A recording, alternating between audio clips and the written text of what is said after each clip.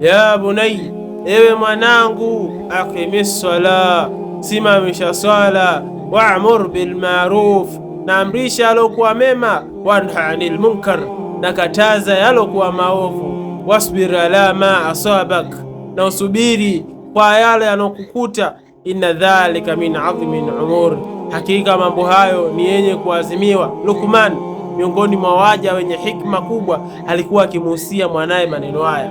Lengo kubwa, jamii iliyonyooka, dunia iliyonyooka inaanza na familia, inaanza na watoto, inaanza na baba, mama, watoto, kuamrishana mema na kukatazana maovu. Kwa Luqman alikuwa akimwambia mwanaye, ili mradi anajua familia moja ikiongoka, zikiongoka 2, 3, 4, mwishoni mtaa na wilaya na kata mpaka taifa. Kwa alikuwa akimuhusia mwanaye sana, mwanangu, cha kwanza simamisha swala, amrisha mema, kataza maovu na usubiri. Kwenye hayo ya kuamrisha mema na kukataza maovu na kuswali, sometimes nafsi haitaki mambo kama hayo, unaenda kumwamrisha mtu mema na ugomvi, subiri. Inna dhalika min azmi al-umur, hakika hayo mambo hayo ya kuamrisha mema na kukataza maovu ni katika mambo ya kuazimiwa, lazima mtu awe ameazimia.